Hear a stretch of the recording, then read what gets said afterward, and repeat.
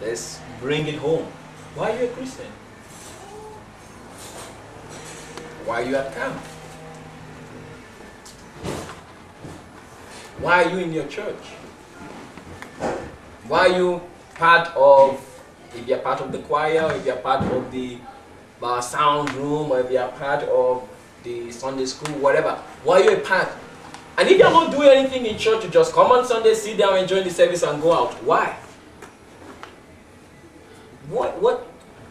If this is your church, how come all you do is come in, sit down on Sunday, and go, and you don't come to Bible studies on whatever the Bible study is?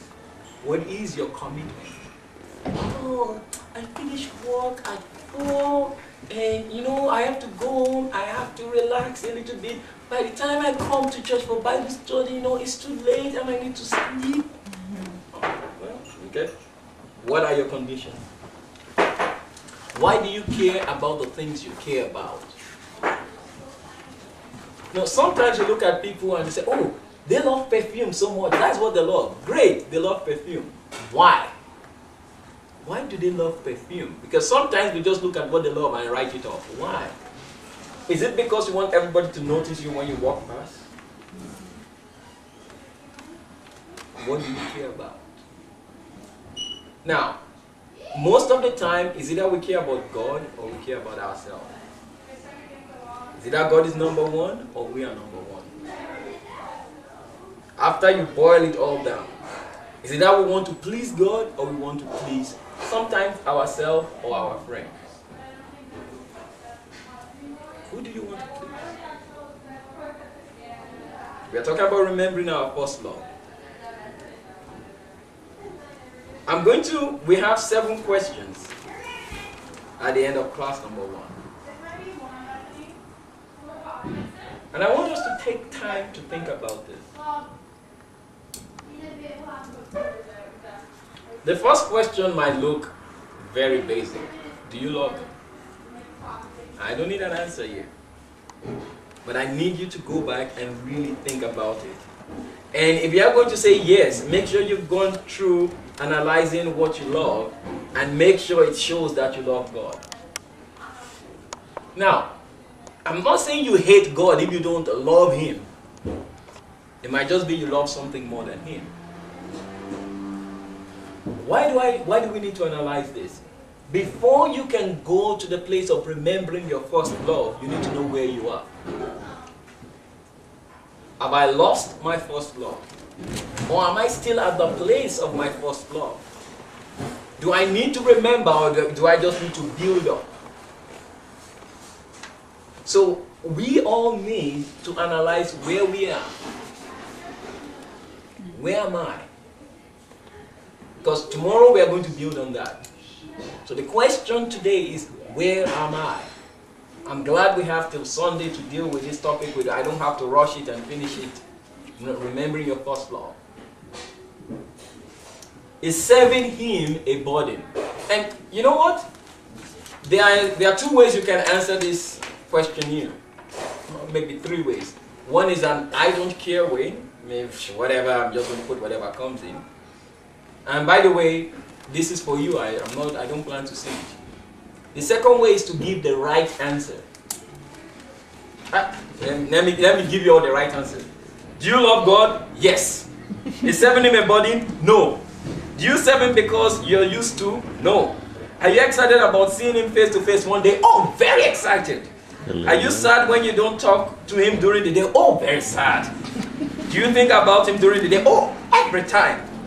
What do you think of His word? It's just so wonderful, so awesome. That's the right answer. So you can put all that down and mark it and great, yes. And we'll be like, oh, great one. Yeah? Oh, then we might be like you.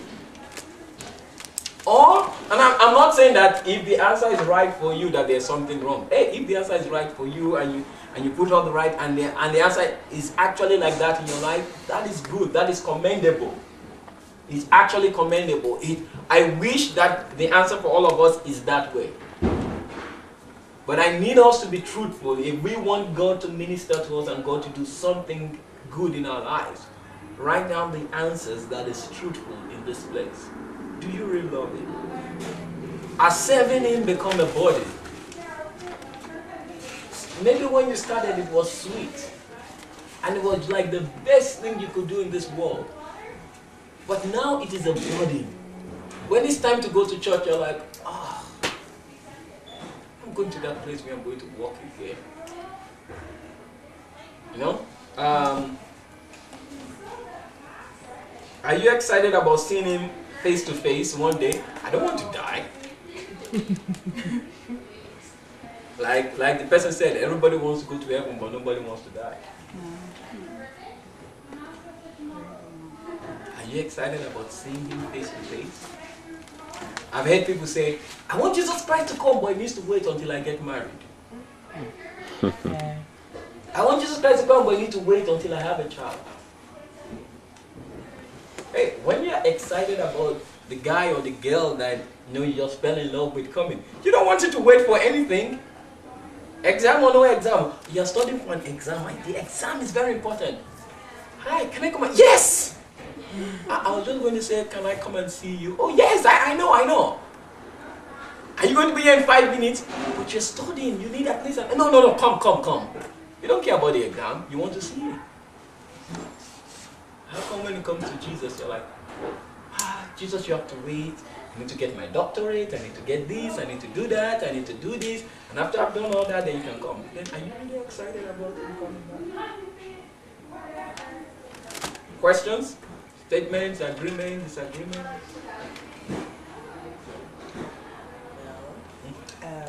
My question is I wrote it there, how to love God for a Christian. Between a boy and a girl, it's easy, to express our love.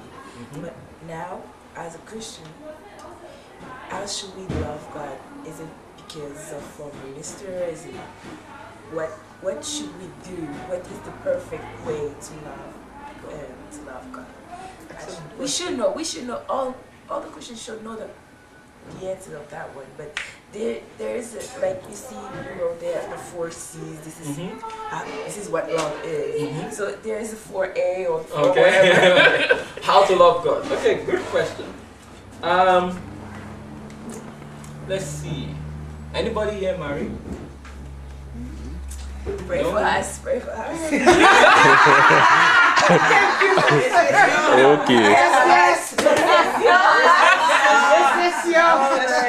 Economic is bad, so boy is bad too. Okay, so nobody is married. I was going to ask a question. Okay. That's why I asked that question. Of course, everybody here has friends. How do you love your friend? Spend time with them. Sacrifice with them. Spend time, sacrifice. Now I'm going to Another level. I'm going to give you guys another.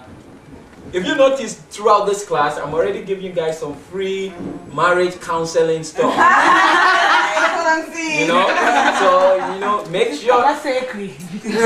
Make sure you note them. It's the fringe benefit, like I talked about, finding out the 10 things that you cannot stand about the person, and are you willing to live with them for 50 years? So here's another one. If you don't tell me how to love you, I will never know how to love you. Whoa. Oh, whoa. So you have to outline everything that you like to the other person? Not exactly. The thing is this. Sometimes somebody will say to the other person, if you love me, you will know what I want. I don't know. We do that. Girls do that. Yeah. But is it More than true? guys. Just a second. Is it true for us to say that? Because there's the myth between girls and boys, and like I don't know if you get what I mean. But I'm actually going to go a step further. If I were to ask you, what do you want? Most of the time, the girl will say, I don't know. Yeah. So let's look at this. Okay, I don't know. You don't know what you want. But you're supposed to know. But you expect me to know what you want. Okay, so if you love yourself, you should know what you want. Am I making sense here? Yeah. So that's why I said that if you